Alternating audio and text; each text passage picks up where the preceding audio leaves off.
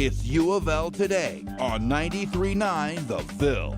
Here's your host, Mark Hebert. And welcome to UofL Today with Mark Hebert on 93.9 The Ville. For the next 30 minutes or so, this will be the show about all things University of Louisville. Hope you'll stick around and maybe learn something. So who have we got on the show today? Well, if you're a nurse, doctor, dental assistant who deals with the laws and regulations of your profession every day, you might want to know about complex healthcare law. And what can you do about that? Well, UofL Law School has a program just for you, and we'll be talking about it a little bit later on in the show. And it's been a rough year in some ways for the University of Louisville, but has that media attention impacted students? What's going on in the classroom and labs across campus? The new president of the student body will be here to talk about that, what he's planning for students in the coming school year. But first, they were two of the people that helped pass a new law requiring joint custody of kids in most divorce cases. One of them, Ryan Schroeder, is looking at family issues surrounding juvenile delinquency as well. He is the chairman of the Department of Sociology, and Matt Hale is the Kentucky chairman of the National Parents Organization, and they are both here to chat with us. Good to see you guys. How you doing? Nice to be here. Thanks for having us, Mark. All right, Ryan, what do you do again? Tell me what your title is and what you do. Well, I'm the chair of the Department of Sociology, so I'm in charge of all of the faculty and academic programming that comes out of that department. Okay, and Matt, what's the National Parents Organization? We're a group that promotes less combative family law, and we encourage laws that promote shared parenting so that children get to see both of their parents after family separation. Gotcha. All right, and the two of you worked on a brand new law that was passed by this year's session of the legislature. Why don't one of you tell me about it and what it does, and then we'll talk about the research behind it. Well, House Bill 492, 2017 was passed by the House in early March and then ratified by the Senate, and the governor signed it. It was unanimous in both chambers. And it creates a presumption that both parents get to see their children equally after a family breakup, whether married or not. And that presumption is rebutted if there's a preponderance, a likelihood of a child being abused or neglected. But the bottom line is, in most cases, most divorce cases or other separation cases, the court is required to say, first off, both parents get the kids equally, right? That's right. Where they start from. And then they. Right, Mark. And more importantly, And that's a change. It right? sure is. Yeah, it's a change from more of the old-fashioned primary custody versus non-custodial parent, where one parent gets the children and the other parent is relegated to being a visitor in the child's life.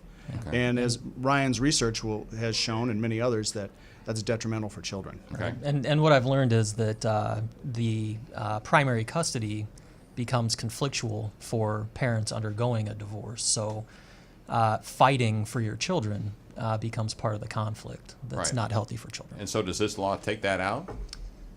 Well, the most it part? lessens it. It lessens Okay. it because parents start off with the presumption of equal. So you don't have parents pitted against each other in a winner-take-all, loser-lose-all situation, and that fear causes the parents to fight more because they don't want to be relegated to being a visitor in their child's life. All right, well, Ryan Schroeder, let's talk a little bit about your research. What is the research that backs up the idea that joint custody is best for kids in these divorce situations? Sure. So a lot of the research on family issues related to delinquency has focused on the role of the non-residential parent. And we know that the non-residential parent's involvement in children's life greatly lessens a wide range of developmental problems. Academic, behavioral, emotional problems. So non-residential involvement, which is in most cases the father involvement, is very beneficial for children's development. And so anything that we can do through the law to strengthen the bonds between children and the non-residential parent is beneficial. And the ultimate goal here is to not have a primary residential parent, but in order to share residential living arrangements equally. So is the idea behind this law to get both parents equal time and the kids have two different places to live each month? Is that kind of the idea, Matt? Or Well, not? yeah, I mean, and that's somewhat the case even in traditional custody. I mean, whether it's every other weekend and Wednesdays, children do have two homes to live in. So it's just a difference in time. And there's a lot of research that shows that having a primary room versus having two equal parents is a pretty unequal comparison, because the parents are much more important than the days in a room. Right. And there's one interesting caveat in the research on the non-residential parental involvement, and that is the difference between parenting time and quality parenting time. And so in a traditional primary custody arrangement, the non-custodial parent tries to make those interactions fun, and so they do fun things. And what's more beneficial to children is doing regular things. So by the homework, the dishes, running around the backyard, doctor's visits, discipline comes into play in a shared parenting arrangement And in Ryan, ways that it doesn't in a primary custody. Ryan's research has used the term recreational relationship. And he said that creates a tenuous relationship with the non-custodial parent, and that's primarily driven by fear. They're afraid that if they do something wrong, the child will not want to come and see them. They're afraid that the other parent may freeze them out. So they tend not to be as strong in parenting as they could be or should be. All right. We're talking with Ryan Schroeder, who is looking at family issues, and he is the chairman of the Department of Sociology, and Matt Hale's Kentucky chairman of the National Parents Organization.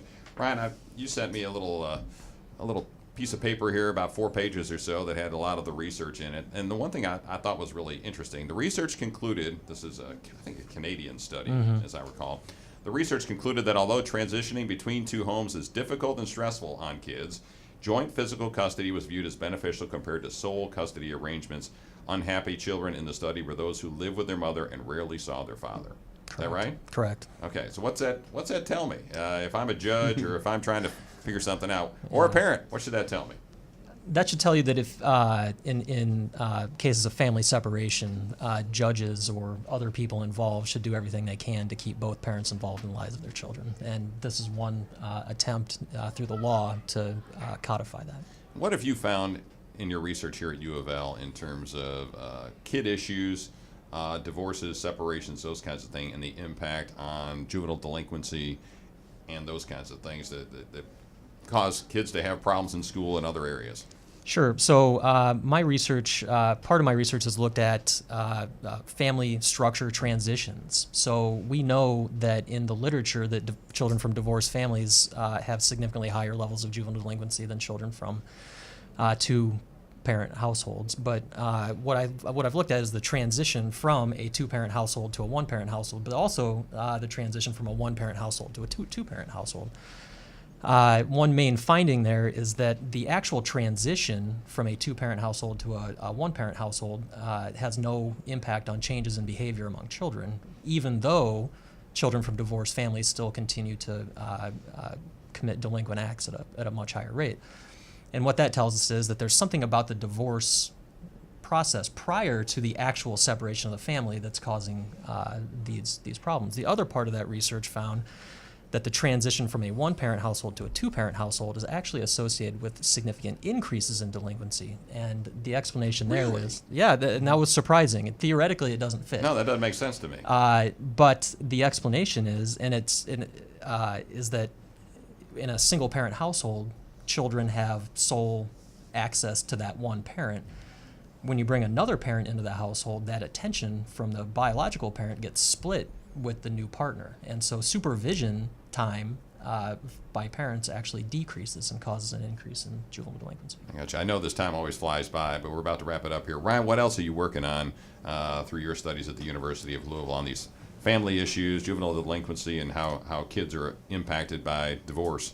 Yeah, well, the other part of my research on family and delinquency focuses on parenting style, and that comes into play here because in a traditional sole custody arrangement, what we call this recreational parenting, it doesn't provide opportunities for the parent, the non-residential parent, and the child to form strong bonds through what we call authoritative parenting. So the bottom line for dads out there is don't try and be the fun dad. Don't try and be the fun dad. Just try to be dad. Just try to be dad. And for moms, same thing? Same thing. Same thing. Absolutely. Okay. All right. Well, congratulations on getting the law passed. Hopefully it works. Well, thank you. And then thank you to Ryan and UofL for the support. Very good. All right. Thanks, Ryan, Mark. Matt, appreciate you being on the show. I think you've probably heard admissions to law schools all across the country has been down for several years, but apparently it's perking back up, at least in the case of the University of Louisville. And here to talk about that and some other things going on at the UofL Law School is the interim dean of the law school, Lars Smith. Welcome, Lars. Thank you. It's good to see pleasure you. to be here. Yeah, all right. So enrollment at law school up this year at UofL this fall? Yes, dramatically so. We're very excited. We had set a target for ourselves of an entering class of 120, and as of today, we have 144 students enrolled. So what's the deal? Why do you think that was? Well, we're probably more strategic in how we approach the applications process, thinking more strategically about use of scholarship money with the applicants. The important thing is having a good team behind you, and I think the admissions office did a fantastic job. Are you seeing an uptick in students coming out of high school or coming back to school wanting to go to law school? Wanting to be lawyers? The information that I have is that there's a slight uptick. It's not dramatic. I mean, we're down 40% from even 5 years ago. So it's a huge drop in the people interested in going to law school. So we have to do a better job of marketing to those high school to college students that law is a good career and will let you have a good career after you graduate. Yeah, what do you tell high school students or others when you go talk to them about? They say, "Well, I'm thinking about going to law school, but I don't necessarily maybe want to be a lawyer." What do you tell them? Is there some usefulness of going to the University of Louisville Brandeis School of Law to get you into some other field? Absolutely. I think of law as sort of the Bachelor of Arts of graduate school. And because there is no discipline in life where law does not touch it, right? Law is involved in every aspect of our lives. Many people would say too bad, but so having an understanding of the law is a great help. Many people who go to law school go into banking, for example. Steve Traeger, one of our more prominent members of our community, is our graduate, and he's a lawyer. So having that education, I think, is beneficial. The critical thinking skills that you get out of the law school education. My son is thinking about going to law school, and I think that's where he's going to be a senior at UofL this year. And so he's I have an application form right here. Yeah. Well, he'll probably apply to UofL. We'll see. He may want to go somewhere else and come back to Louisville. But sure. He's kind of wondering, should he take a year off between his undergraduate and when he graduates? Should he take a year off, go do something else, and then come back and go to law school? And he's been reading up on this, and it's all over the map on recommendations. Right. You should plow straight through, or taking a year off is really good, get your bearings, and then jump into law school. Yes. What do you tell folks? So I took 3 years off. Did you? I worked in the banking industry for 3 years before I went back to law school. When I was done with college, I was not ready to go on to graduate school. I knew I wanted to go to law school, or I had a pretty good idea I wanted to, but worked for 3 years. And I think that life experience that I brought to the classroom was of big help to me. Now, that's not right for all students. I mean, we have some students who have known since they were in high school that they want to be lawyers. And for them, getting through and done as quickly as possible is what their goal is. Right. For me, it was helpful. I looked at law school as an investment. I went there, having made a decision that I wanted to be a lawyer, and I was going to get the most out of that education that I possibly could. For me, that was very helpful. And I don't think I would have done as good a job had I gone right out of college. Gotcha. All right, we're talking with Lars Smith, who's the interim dean of the School of Law, College of Law at the University of Louisville, the Brandeis College of Law. Let's talk about some programs that you're getting started here. One is the Health Law Certificate. Yes. What is that? So a couple of years ago, the university started asking the units they challenged us to be more entrepreneurial with the kinds of programs that we offered. And so Susan Duncan, who was the dean at the time, came up with this idea that we have in the community a group of professionals who are specialists in the area of health law. And we could leverage off of that expertise in the community and create a certificate that's a professional development kind of certificate for people who are executives, doctors in healthcare organizations that deal with legal issues but don't have the background in understanding what they are. So we were working with, I think we have right now 9 classes planned. 3 are definitely going to come out in September. One of them is being taught by Tad Meyer, a lawyer at Wyatt, Tarrant & Combs, and he's actually been our partner in helping us put this together. So you've got folks, real lawyers from out in the community coming in to teach these classes to presumably healthcare professionals, right? That's who might want to take these Yes. these health law or get this health law certificate? Yes, that's who we're marketing it to. Okay. Healthcare professionals who don't have a law degree. You don't need to have a JD to take these classes. They're not designed for they're not designed for our law students. They're designed for professionals in the community. What are some of the other hot areas that have just exploded in terms of the legal profession in the last few years? The students are really interested in and know they should be able to find a job when they get out. So I teach in the area of intellectual property law, and that's a huge area. A lot of students come knowing a little bit about it, and then they take a couple of courses and decide they want to go into it. One area that I would love to emphasize is patent law. Of all of the areas of law over the last 5 years, this is one that has grown dramatically. I was talking with one of our graduates who's a lawyer in town, John Salazar, and he was commenting on it's easy to get jobs if you're going to be a patent attorney. Right. There's more work than there are graduates right now, and they would love to see more people who have STEM backgrounds deciding to go to law school and become patent attorneys. So there you go. If you go to the speed engineering school, chances are you get a really good job in engineering. But if not, go to law school, right? That's right. Absolutely. Yeah. All right. One more thing I wanted to talk about before you got out of here: the 3+3 program. Yes. What is that? So we have this program that we set up in the last couple of years that allows an undergraduate student who is interested in going to law school, substitute the first year of law school for their final year of their undergraduate program.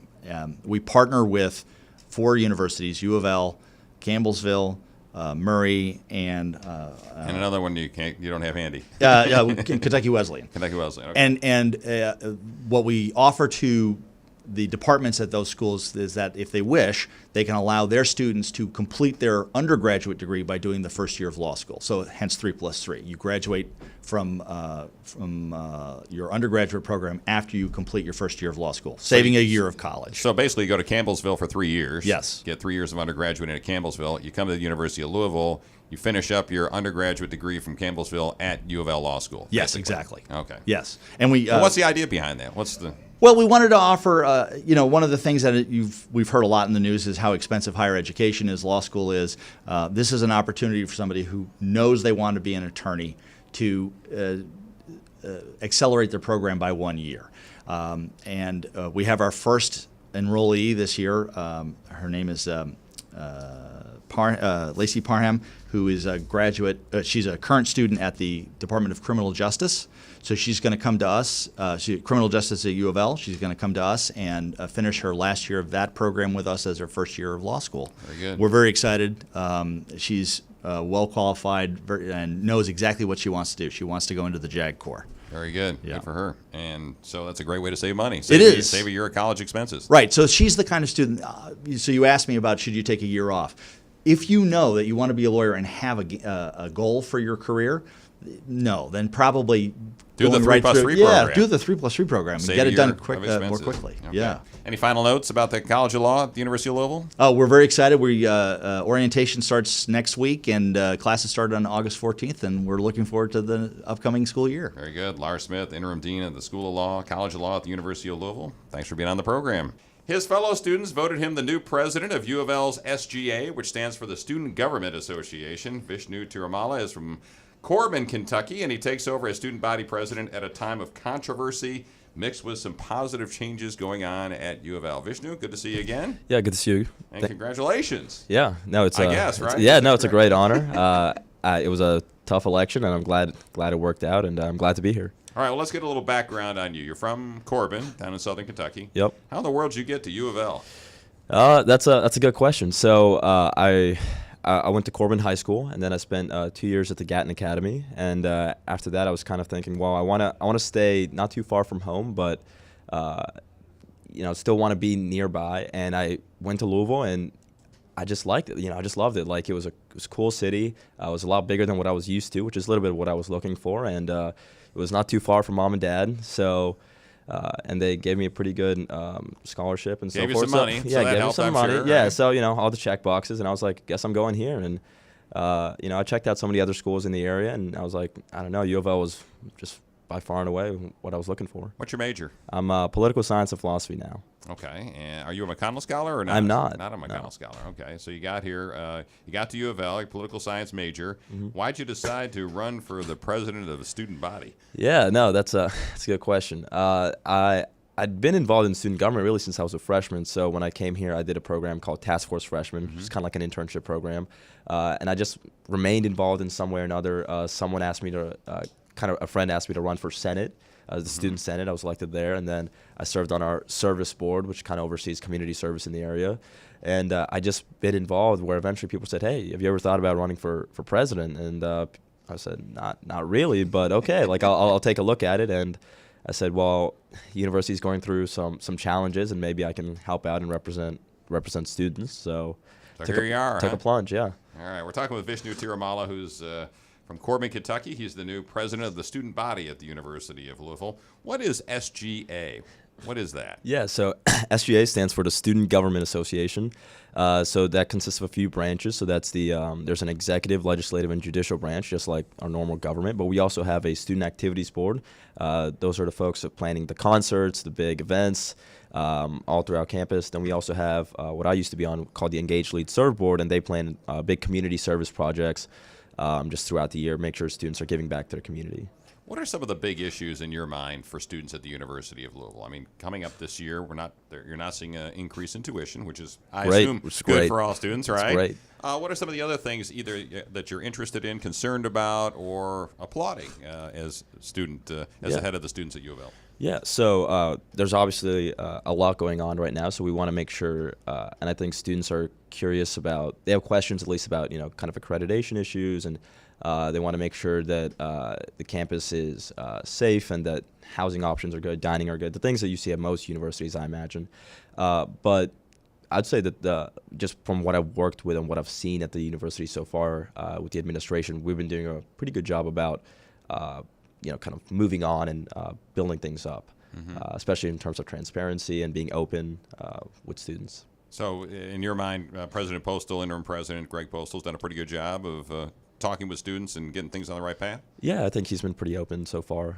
Good communication. Now, as part of your duties, you're going to be on the board of trustees, right? Yep, that's it. So you're going to be the decision-making body for the University of Louisville for the next year, right? Yeah, I was just on the last board meeting was my first one, so here we are. Yeah. So are you looking forward to this? I mean, as you just mentioned, U of L's kind of in a time of transition. Got a new board, interim president. Right. Some controversies to get past. Are you looking forward to this year? Are you dreading the idea of having to sit and make all these tough decisions? No. Well, I mean, it is my senior year, so I'm in a way I'm kind of excited because I kind of I like a challenge, and that's why I ran, because I knew that it would be challenging, and I like kind of the opportunity there. And this is also kind of a growth opportunity for me, right? I mean, this is the greatest learning experience that I've ever really had. I can't say I've ever been on a board of trustees with people that are so prominent, right? So good connections there, good right? connections, and I'm Might just get you a job, right? And I'm just the kid from Corbin, right? So it's kind of surreal still. I mean, even being here right now, but so no, I'm very excited for it.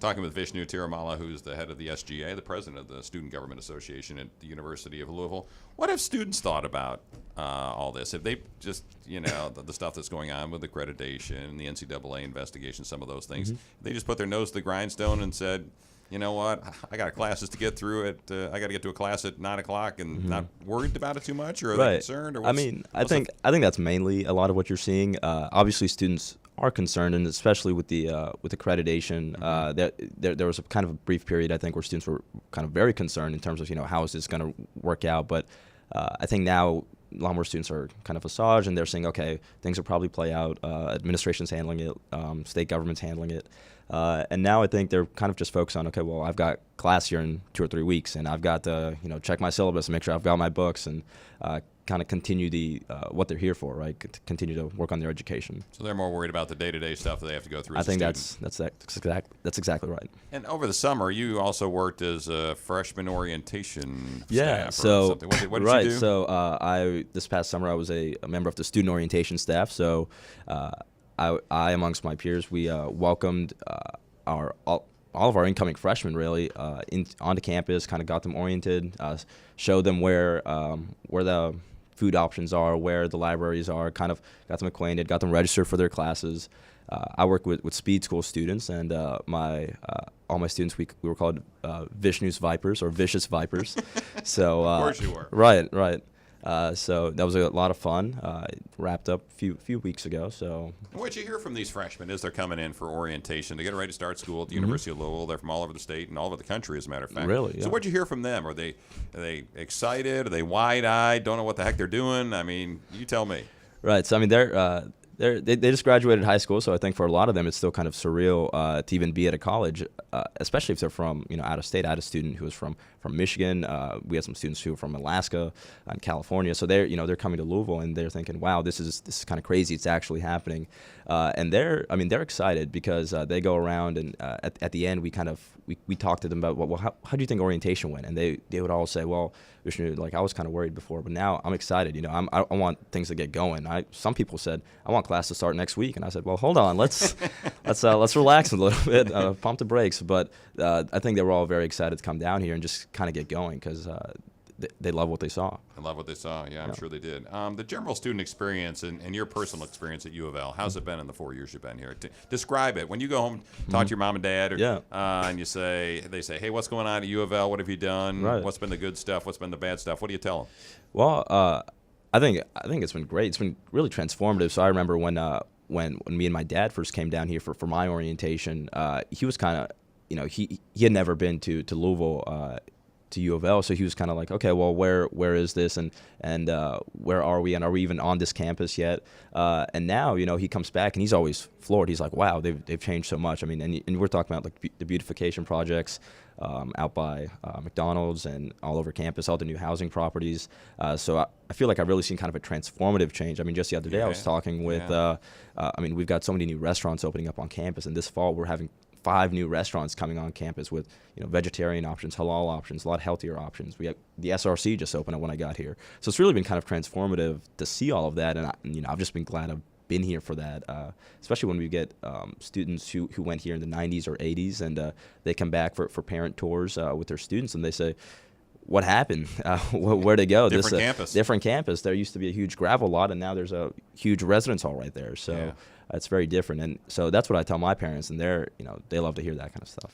And how are you viewing the construction on campus? You've got the expansion of the Student Activity Center and also the brand new academic building. That's a big deal, I assume, for students. Oh, it's a huge deal, yeah. And the good thing is both of those projects are kind of independently funded. So, and that means they're also on track. So I actually just took a tour of the SAC expansion and the renovations going on inside, and they're all on track. So that means this fall, like I'd mentioned, we're opening up 5 new restaurants on campus, all in the SAC. They're all going to take different flex and swipes, and they're going to be able to rotate around so students can kind of get the dining options that they want. There's a new Starbucks going in over there by the bookstore, over by Cardinal Arena, where our women's volleyball team will be playing in the fall. So we're really excited to see a lot more movement over there. And the academic building looks pretty promising too. They've got a student success center coming in, and I think I'm going to be taking a tour of that shortly too, and I'm excited to see what that'll be. And if anything, I'm a little disappointed I won't be here to take classes for it. But yeah, there you go. Yeah, but I think students are excited to see that and